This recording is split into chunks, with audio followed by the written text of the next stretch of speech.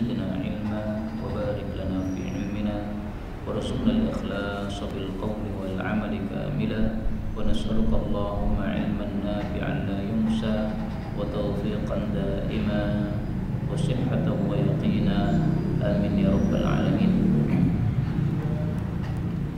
Alhamdulillah kaum muslimin rahimakumullah, hari ini tanggal 18 Rabiul Awal 1443 kita lanjutkan pengajian tafsir Al-Quran satu hari satu halaman. Kita sudah sampai pada halaman 79 dari Mushaf Al-Quran, yaitu surah An-Nisa ayat 12 sampai 14. Dan kemarin sudah kita bahas tentang pembagian warisan untuk anak-anak dan untuk orang tua. Dan kemarin ada usul untuk dituliskan ringkasannya supaya lebih mudah. Ini sudah saya tuliskan ringkasannya. Saya beri judul ringkasan warisan berdasarkan 3 ayat surah An-Nisa, yaitu surah ayat 11, ayat 12 dan ayat terakhir dari surat An-Nisa. Bagian warisan untuk anak ada 4 kondisi. Apabila anaknya cowok dan cewek, maka mereka adalah asabah, maksudnya mendapatkan sisa, dan lelaki 2 kali perempuan, yaitu lidzakari mithlu hadzil unthayain. Kondisi kedua, anaknya cewek 2 atau lebih, maka mereka mendapatkan 2/3 warisan. Fa in kunna nisa'an fawqa thnataini falahunna thulutsa ma tarak. Kondisi yang ketiga, anaknya cewek hanya 1, mendapatkan berapa? Setengah warisan. Wa in kanat wahidatan falahan nisf. Kemudian kondisi yang keempat ini tidak ada dalam ayat tetapi sudah mafhum, yaitu apabila anaknya cowok saja, baik itu 1 atau lebih, maka mereka adalah apa? Asabah. Dasarnya apa? Tidak ada dalam Quran, tapi dasarnya dalam hadis Rasulullah sallallahu alaihi wasallam. Beliau mengatakan, "Fama baqiya," apa yang tersisa, "fali aula rajulin dzakarin," berikanlah kepada laki-laki yang paling dekat hubungannya dengan si mayit. Nah, yang paling dekat hubungannya dengan si mayit adalah apa? Anak. Nah, ini ringkasan dari pembagian warisan untuk anak. Berikutnya bagian warisan untuk orang tua, ada 4 kondisi. Kondisi pertama, jika ada anak, maksudnya mayit punya anak, maka ibu mendapatkan 1/6, bapak mendapatkan 1/6. As-sudus, ya, masing-masing mendapatkan 1/6. Kondisi kedua, jika tidak ada anak dan yang mewarisi hanya orang tua, maka ibu mendapatkan 1/3, bapak mendapatkan asabah. Fali ummihi thuluth, ibu dapat 1/3, berarti bapaknya asabah. Kondisi ketiga, dan kondisi ketiga ini ada tambahan A dan B, dan ini tidak ada dalam ayat Quran, tetapi sudah tercakup padanya. Jika tidak ada anak tetapi ada suami, maka suami mendapatkan 1/2, kemudian ibu mendapatkan 1/3 dari sisa, sementara bapak mendapatkan asabah. Kondisi kedua, jika tidak ada anak tetapi ada istri, maka istri mendapatkan 1/4, ibu mendapatkan 1/3 dari sisa, dan bapak adalah asabah. Jadi nomor 3 ini, 2 kondisi ini mengikuti fali ummihi thuluth, ya. Tetapi bukan 1/3 dari harta warisan, tapi 1/3 dari sisa. Kondisi keempat, jika tidak ada anak tetapi ada saudara lelaki 2 atau lebih. Syaratnya harus 2 atau lebih. Kalau hanya 1 saudara, tidak. Maka ibu mendapatkan 1/6, bapak menjadi asabah. Adapun saudara terhalang oleh bapak, tidak dapat apa-apa.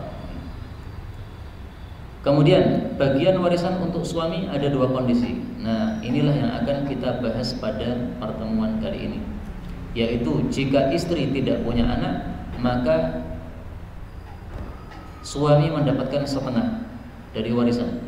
Kondisi kedua, jika istri punya anak, maka suami mendapatkan berapa? 1/4, lebih sedikit. Bagian warisan untuk istri ada dua kondisi. Jika suami tidak punya anak, maka istri mendapatkan 1/4. Jika suami punya anak, maka istri mendapatkan 1/8, lebih sedikit. Kemudian bagian warisan saudara seibu. Saudara apa? Seibu.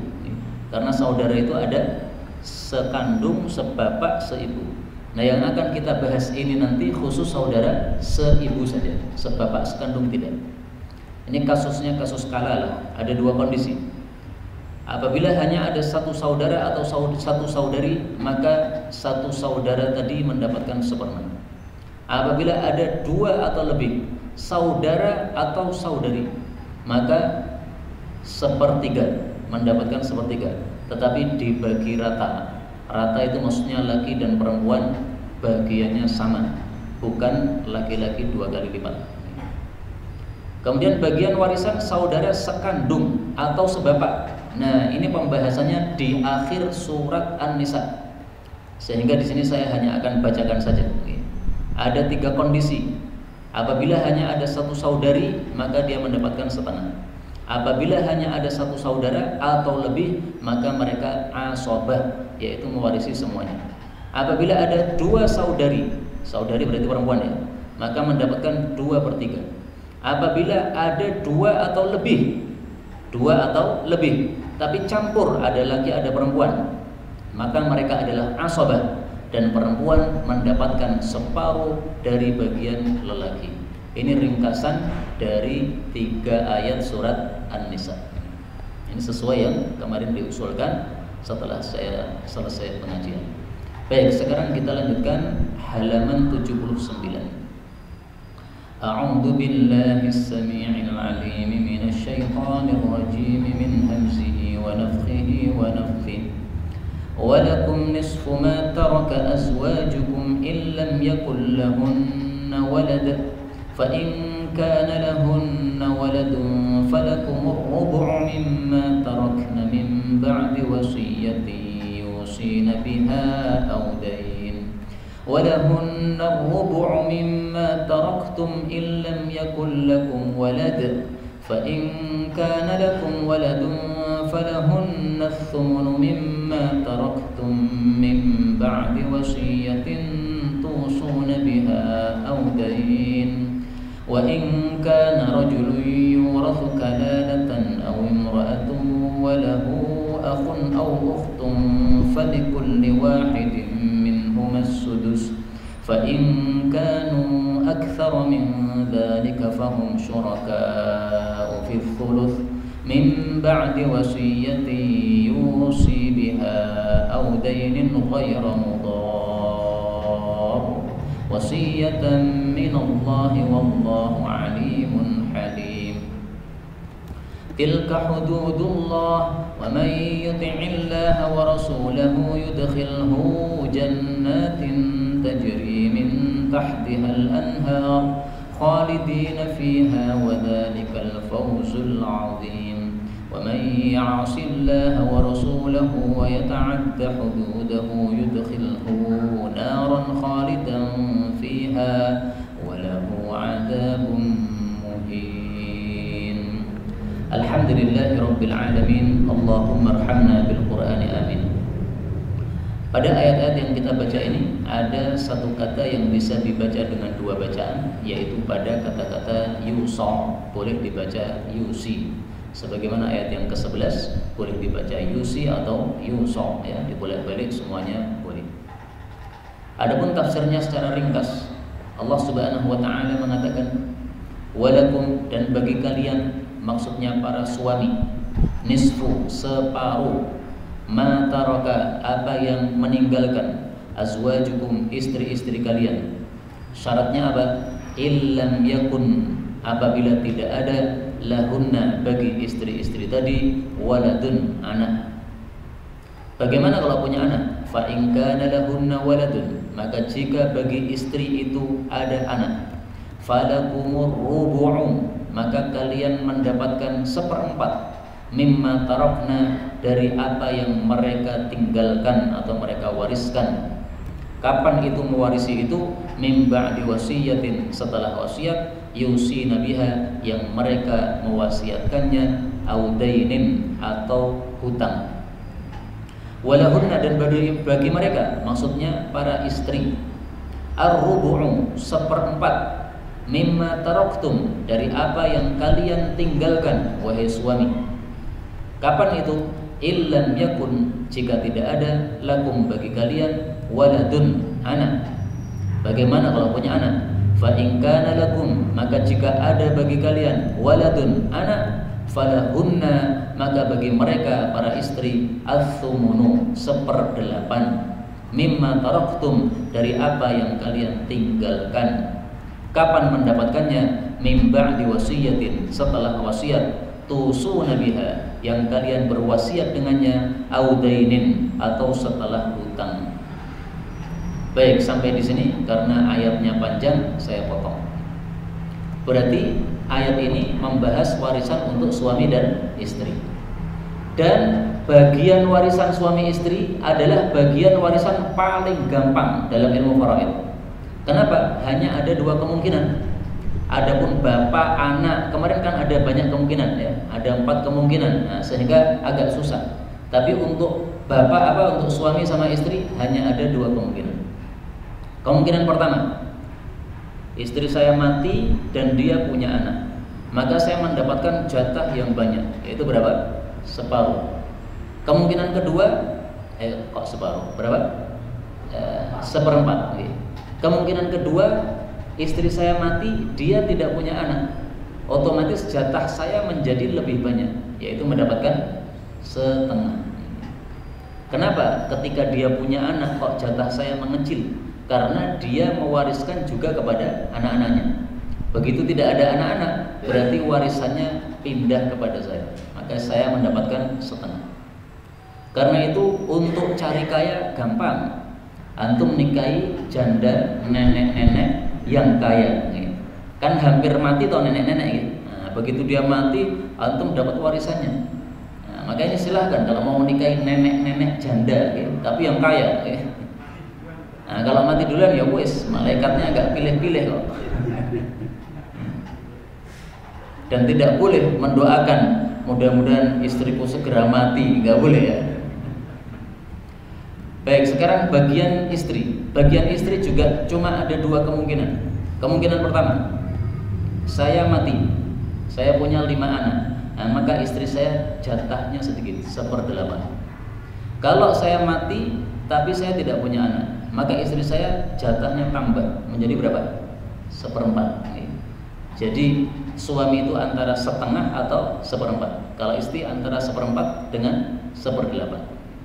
Dan ini tidak peduli apakah istrinya 1 atau 2 atau 3 atau 4. Jadi kalau istrinya 4, ya 1/8 ini dibagi 4. Misalnya 1 juta, 1/8-nya itu 1 juta. Nah, maka istri saya 4, berarti 1 juta dibagi 4, masing-masing dapat 250.000. Dan ini tidak peduli istri pertama yang sudah lama dengan istri terakhir yang baru saja kemarin saya nikahi, sama aja. Kemarin saya nikahi istri keempat, besoknya saya mati. Nah, istri keempat ini jatahnya sama dengan istri pertama yang sudah lama bersama saya. Ini pembagian warisan yang adil seperti ini tidak boleh diganggu gugat. Tidak boleh istri pertama kemudian mengatakan kamu hanya 1 malam sama suami sehingga kamu jatahmu dikurangi. Nggak bisa. Nah, itu sudah rezeki dia dari Allah Subhanahu wa Ta'ala. Baik, sekarang kita membahas tentang kalalah. Wa ingkana, dan jika ada rajulun, seorang laki-laki, yurathu, diwarisi kalalatan, secara kalalah. Atau imra'atun, seorang wanita diwarisi secara kalalah. Walahu, sementara dia memiliki akhun, saudara, au ukhtun, atau saudari. Akhun, 1 saudara, au ukhtun, atau 1 saudari. Ini maksudnya saudara seibu atau saudari seibu. Nah, ini perlu ditulis ini. Karena di sini tidak ada kata-kata apa? Seibu. Nah, maka kita harus ngerti. Pokoknya ayat 12 surat An-Nisa ini bicara tentang saudara-saudari seibu. Nanti kalau mau bicara saudara kandung atau saudara sebapak itu di akhir surat An-Nisa. Udah, pokoknya kalau konsepnya ini kita ingat, insya Allah tidak akan bingung membaca ayat warisan. Nah, maka ini perlu apa? Dicatat atau diingat. Sebagian ulama ada yang membaca begini, walahu akhun au ukhtum min ummin, ada begitu. Dan dia memiliki satu saudara atau satu saudari seibu. Tapi kata-kata min ummin ini bukan qiraah mutawatirah, sehingga tidak boleh kita baca dalam tilawah Al-Quran, baik di dalam sholat maupun di luar sholat, tidak boleh. Apabila hanya diceritakan dalam tafsir seperti ini, nggak apa-apa. Salah satunya yang membaca seperti itu adalah Sa'ad bin Abi Waqqas kalau tidak salah ingat, sahabat Nabi Sallallahu Alaihi Wasallam. Baik, falikulli wahidin, maka untuk masing-masing minhuma dari keduanya, yaitu satu saudara atau satu saudari seibu tadi, as-sudusu 1/6. Fa in kanu, maka jika adalah mereka, yaitu saudara seibu tadi, aktsara, lebih banyak, min dzalika, dari itu, lebih banyak daripada satu, berarti apa? 2 atau lebih. Fahum, maka mereka itu syuraka'u, berserikat, fi thuluth, di dalam 1/3. Kapan itu? Mim ba'di wasiyah, setelah wasiat, yusi biha, yang mayit berwasiat dengannya, atau yuso biha, yang diwasiatkan dengannya, audainin, atau setelah hutang, ghairu mudarin, tanpa mamadorati. Maksudnya kalau wasiat yang mamadorati tidak boleh diterapkan. Wasiatan minallah, ini adalah satu wasiat dari Allah Subhanahu wa taala. Wallahu, dan Allah itu alimun, maha mengetahui, halimun, maha aris. Aris itu tidak mudah marah atau tidak mudah menyiksa atau menghukum. Ini sekarang kita membahas kalalah. Kalalah itu apa? Kalalah itu orang mati, tidak ada ahli waris bagian atas maupun bagian bawah. Bapak ibu nggak ada, ke atasnya kakek nenek nggak ada, ke bawah juga begitu, anak tidak ada, cucu tidak ada. Itu namanya apa? Kalalah. Napa? Ontang anting. Oh, istilah Jawanya, ontang anting. Nah, kalalah itu ontang anting. Okay. Kalalah itu arti asalnya adalah dikelilingi yang samping. Karena dia atasnya nggak ada, bawahnya nggak ada. Berarti yang mewarisi siapa? Samping-sampingnya. Nah, samping itu bisa saudara, bisa anaknya saudara, yaitu keponakan, bisa paman, bisa anaknya paman. Berarti apa? Anaknya paman itu oh keponakan ya. Berarti kalau anak saudara tadi keponakan, anaknya paman sepupu. Nah, maka yang dimaksud kalalah itu kalau atasnya tidak ada, bawahnya tidak ada, sehingga yang mewarisi adalah orang-orang samping. Maka kalalah itu artinya diliputi oleh orang-orang samping. Nah, kalau yang mewarisi adalah satu saudara atau satu saudari seibu, maka satu saudara atau satu saudari seibu tadi mendapatkan 1/6. Udah, sisanya gimana? Nah, sisanya kembalikan kepada laki-laki yang paling dekat dengan si mayit tadi. Kalau tidak ada, bagaimana? Kalau tidak ada, maka kepada mu'tik, orang yang memerdekakan dia, kalau dia asalnya adalah seorang budak. Kalau tidak ada gimana? Kembali ke Baitul Mal. Nah, sekarang nggak tahu nih Baitul Mal di mana. Baitul Mal yang dibuat oleh Amirul Mukminin atau Khalifah. Ini kemungkinan pertama. Kemungkinan kedua, aksar, saudara atau saudari tadi lebih banyak. Lebih banyak itu berarti kemungkinannya 2 saudara atau 2 saudari atau 1 saudara plus 1 saudari, berarti kan 2 orang ya? Atau lebih, pokoknya lebih dari 1. Nah, maka bagian mereka adalah thuluth 1/3, tidak mungkin lebih.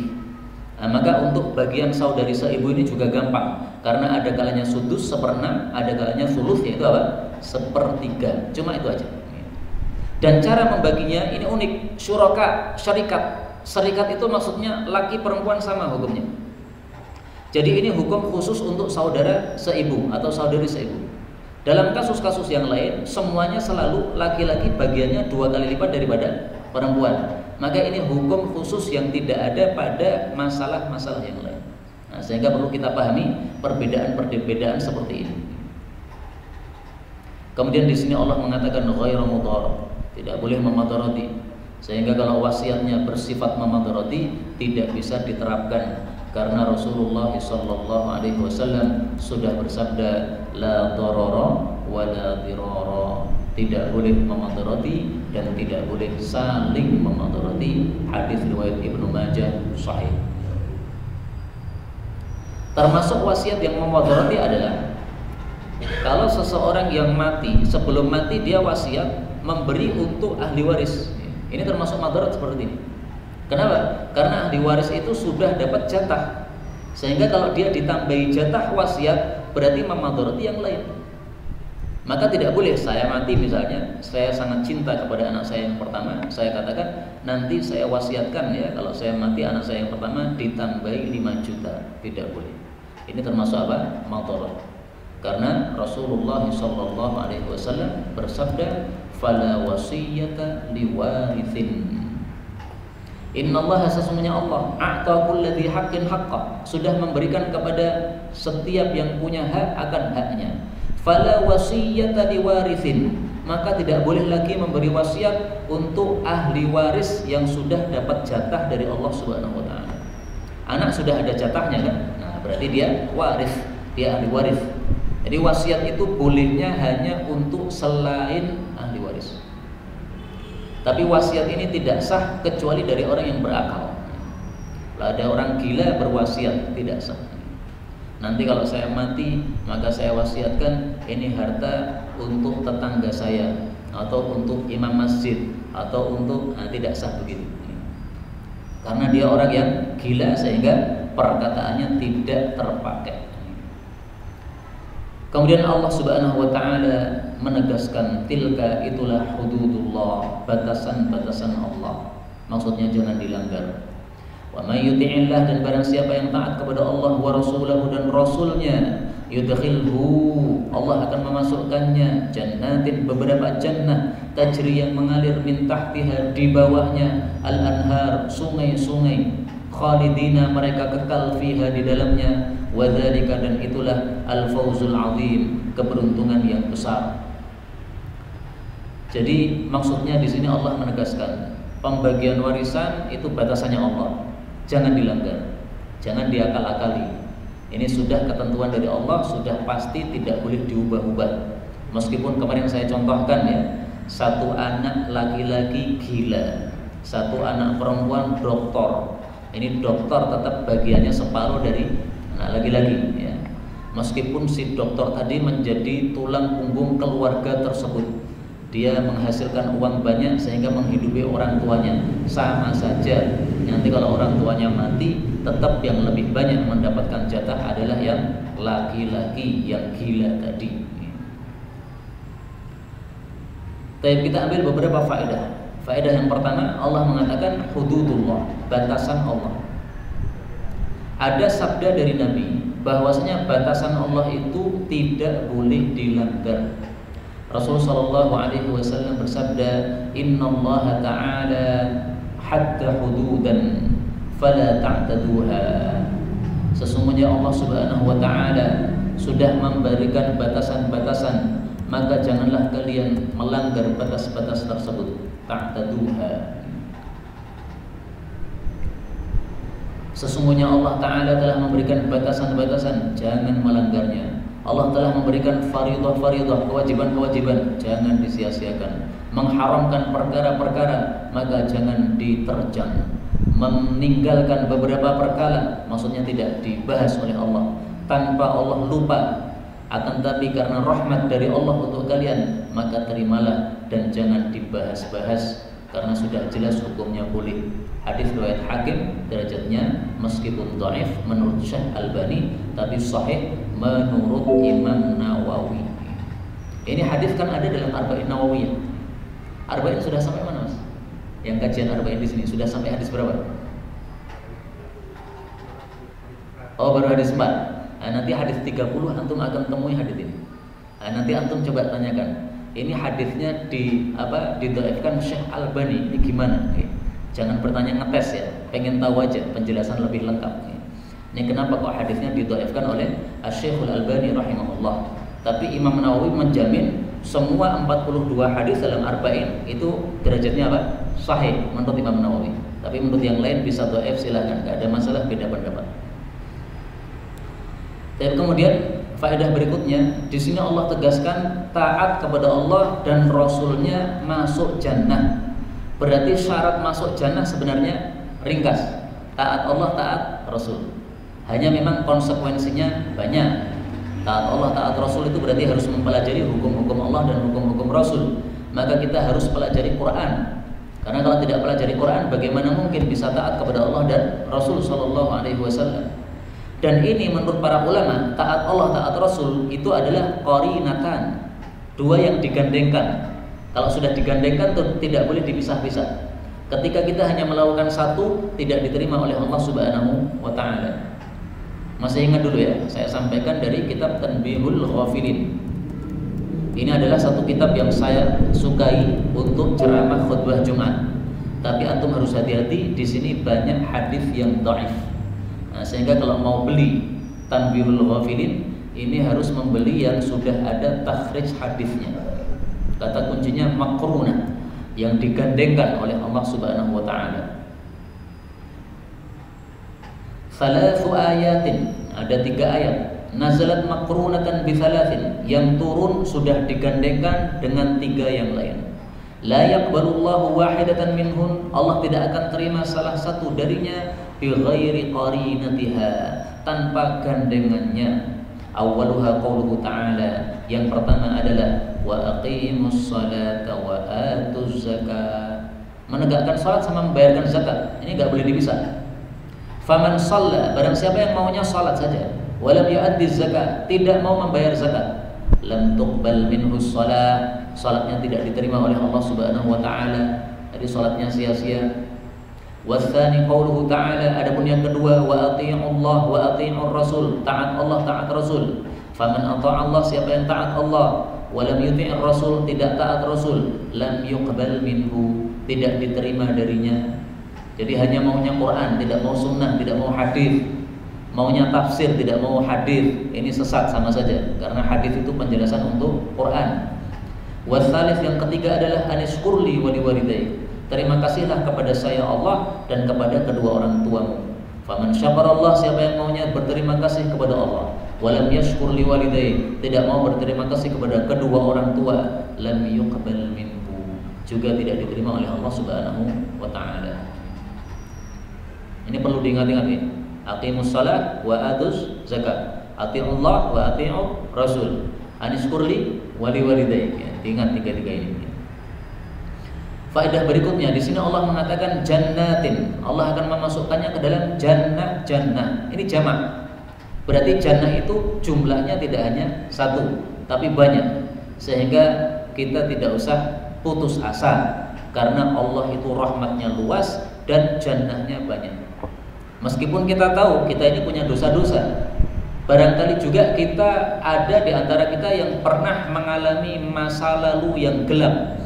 Tidak usah putus asa, karena Allah itu tidak akan mengungkit-ungkit masa lalu kita. Masa lalu kita jelek, tetapi sekarang kita bagus, mau mempelajari Quran, mempelajari sunnah, berusaha mengamalkan, gak ada masalah. Insya Allah rahmat Allah akan diberikan kepada kita, masuk jannah. Harus berharap begitu.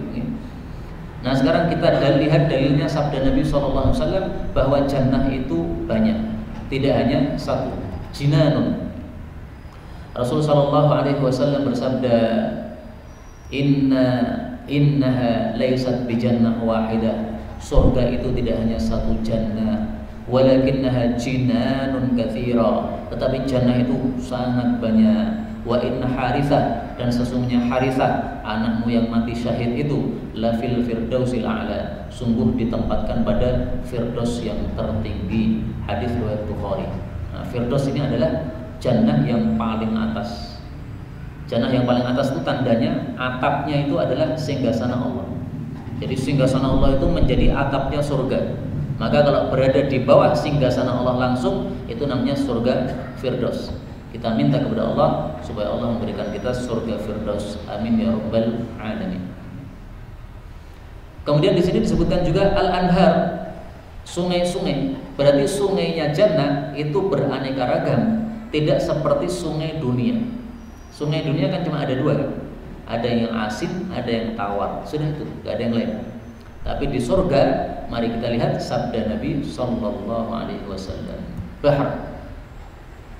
Rasulullah bersabda, fil jannati, sesungguhnya di dalam jannah, bahrul ma, lautan air, wa bahrul asal, lautan madu, wa bahrul laban, lautan susu, wa bahrul khamr, lautan minuman keras tetapi tidak memabukkan. Tsumma tashaqqaqul anharu ba'du, kemudian terpecah-pecah ada sungai-sungai setelah itu.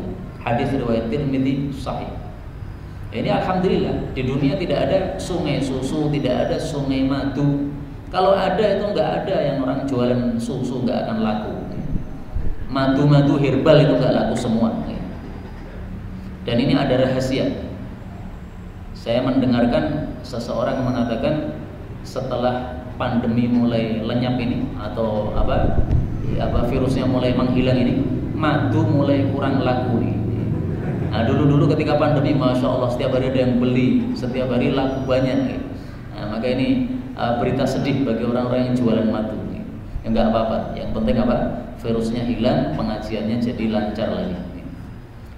Baik, berikutnya Allah Subhanahu wa taala mengatakan, waman, dan barang siapa yang ya'sillaha, durhaka kepada Allah, wa rasulahu, dan rasulnya, wa yata'adda, dan melampaui hududahu, batas-batasan Allah, yudkhilhu, Allah akan memasukkannya naran, neraka yang besar, khalidan fiha, kekal di dalamnya, walahu, dan bagi dia adzabun muhinun, siksaan yang menghinakan. Ini ayat kebalikan dari ayat sebelumnya. Ayat sebelumnya bicara tentang surga, ayat berikutnya bicara tentang neraka. Ayat seperti ini disebut apa? Al-Mathani. Masih ingat ya? Ini jangan dilupakan. Allah sebutkan di dalam surah Az-Zumar bahwasanya Al-Quran itu salah satu sifatnya adalah Mathani. Ini laptopnya sudah tua ini, sehingga kalau mau mencari begini mikirnya lama. Enaknya diapakan ini, Pak? Oh, diganti. Kalau istri sudah tua gimana? Jangan diganti ya, ditambah lagi. Baik, Allah Subhanahu wa taala mengatakan pada surah Az-Zumar ayat 23, Allahu nazzala ahsanal hadits. Allah itu menurunkan sebaik-baik ucapan, maksudnya Al-Qur'an. Kitaban, satu kitab, mutasyabihan, yang serupa ayat-ayatnya, mathani. Nah, mathani itu kayak tadi. Bicara surga, bicara neraka, bicara siksa, bicara nikmat, bicara orang baik, bicara orang buruk. Ini tujuannya supaya kita memiliki dua sikap yang imbang. Rojak, mengharap rahmat Allah, sama khauf, takut terhadap siksa Allah. Diibaratkan oleh para ulama seperti dua sayap burung, harus seimbang. Tidak seimbang, terbangnya tidak bagus. Demikian juga orang beriman juga begitu. Kita ambil beberapa faedah. Faedah pertama, bahwasanya maksiat ada dua macam. Ada maksiat kepada Allah, ada maksiat kepada Rasulullah. Artinya dua ini berhak membuat aturan. Allah membuat aturan, Rasulullah membuat aturan. Maka istilah syari' atau pembuat syariat itu ada dua, Allah sama Rasul. Nah, sehingga syariatnya Allah tidak boleh dilanggar, syariatnya Rasul juga tidak boleh dilanggar. Karena itu wajib kita untuk mempelajari syariatnya Allah sama syariatnya Rasul.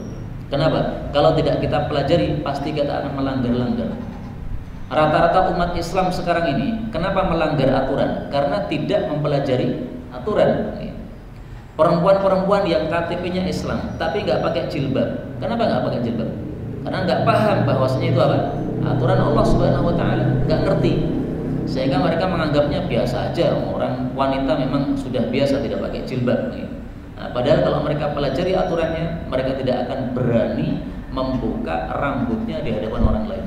Kenapa? Diancam neraka. Sinfani min ahlin nari, ada dua golongan dari penghuni neraka. Lam arohuma, yang saya belum pernah melihatnya. Jadi di masa Nabi nggak ada wanita muslimah tidak pakai jilbab. Maka Nabi mengatakan saya belum pernah melihat. Satu kaum yang mereka membawa siyatun, cambuk-cambuk seperti ekor sapi untuk memukul para manusia. Ini maksudnya adalah orang-orang yang zalim. Mereka membela pemimpin-pemimpin yang zalim. Dalam hadis yang lain disebut asyurat, para polisi-polisi yang mereka punya senjata. Kalau zaman dulu senjatanya adalah cambuk, nah sekarang senjatanya tembak dan sebagainya. membunuh 6 laskar FBI. Nah, itu termasuk ini. Qaumun ma'ahum siyatun ka'arnabil baqar yadribuna bihan nas. Mereka pukul manusia dengannya, membela pemimpin yang zalim. Nah, ini adalah apa? Ahli neraka, calon ahli neraka. Yang kedua, nisaun, wanita-wanita kasiyatun, berpakaian, ariyatun, tetapi telanjang. Apa maksudnya? Pakaian tapi telanjang, maksudnya pakaiannya tidak menutupi aurat secara sempurna. Nah, supaya menutupi aurat secara sempurna gimana? Harus tertutup seluruh auratnya dari atas sampai bawah yang merupakan aurat. Harus menutupi bagian-bagian tubuh yang menonjol, sehingga yang menonjol tidak lagi menonjol. Dan harus tidak tembus pandang. Maka kalau pakaiannya bersifat salah satu dari 3 ini, tidak memenuhi syarat 3 ini, berarti termasuk kasiyatun, berpakaian, ariyatun, tapi telanjang. Pakaiannya lengkap dari atas sampai bawah tertutup, tetapi tembus pandang karena dia pakai plastik putih, orang kaca. Atau dia pakaiannya hitam, tetapi lekat sama tubuhnya, sehingga yang menonjol tambah menonjol. Nah, ini sama saja, tidak ada gunanya. Atau dia memakai pakaian tapi tidak lengkap tadi. Bawahnya, bawah badan ini semuanya ditutupi, tapi kepala nggak ditutupi. Nah, itu berarti tidak sempurna kan? Ini berarti apa? Kasiyatun ariyatun. Nabi bilang saya tidak pernah melihatnya. Artinya di masa Nabi belum ada. Mumilatun ma'ilatun, membikin orang lain menyimpang dan mereka sendiri juga menyimpang. Ru'usuhunna ka'asnimatil bukhtil ma'ilah. Kepala-kepalanya gede seperti punuk-punuk unta yang gede. Itu maksudnya pakai apa? Tambahan-tambahan yang ditaruh di atas kepala mereka. Nah, seperti zaman sekarang itu. Hadis ini riwayat Imam Muslim sahih. Nah, karena itu hati-hati, kita harus pelajari aturan Allah dan aturan Rasul sallallahu alaihi wasallam. Kemudian kata-kata naron saya terjemahkan tadi api atau neraka yang besar. Kenapa diartikan besar? Karena di sini ada tanwin dan kaidahnya sudah sering saya sampaikan, at-tankiru lit-ta'dhim. Penggunaan isim nakirah yaitu yang ditandai dengan ditutup tanwin ini adalah lit-ta'dhim, untuk menunjukkan besar. Berarti naran, neraka yang besar, neraka yang sangat dahsyat. Nah, maka kita perlu tahu bagaimana dahsyatnya neraka ini. Kalau kita tampilkan semua hadis, tidak akan selesai pengajian sampai jam 12 malam. Saya tampilkan satu hadis saja. Rasul sallallahu alaihi wasallam bersabda, "Inna ahlan nar, sesungguhnya penghuni neraka, la yabkun, sungguh mereka menangis, hatta law ujriyatis sufun fi dumu'ihim, sampai-sampai kalau kapal-kapal itu dilayarkan pada tetesan air mata mereka, jarot, itu bisa berlayar, saking banyaknya apa?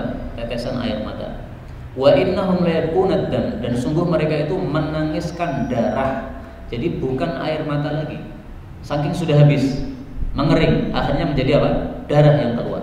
Dan darahnya sangat banyak sehingga kalau kapal-kapal dialirkan dilayarkan itu bisa berlayar. Nauzubillahi min syarri dzalik. Ini hadis riwayat Hakim, derajatnya hasan. Ini satu kengerian saja dari neraka yang saya tampilkan dari hadis-hadis yang sahih. Inilah yang dapat kita pelajari. Mudah-mudahan semuanya kita selamat dari api neraka, kita masuk surga tanpa adab, tanpa hisab. Amin ya rabbal alamin. Walhamdulillahi rabbil alamin. Monggo.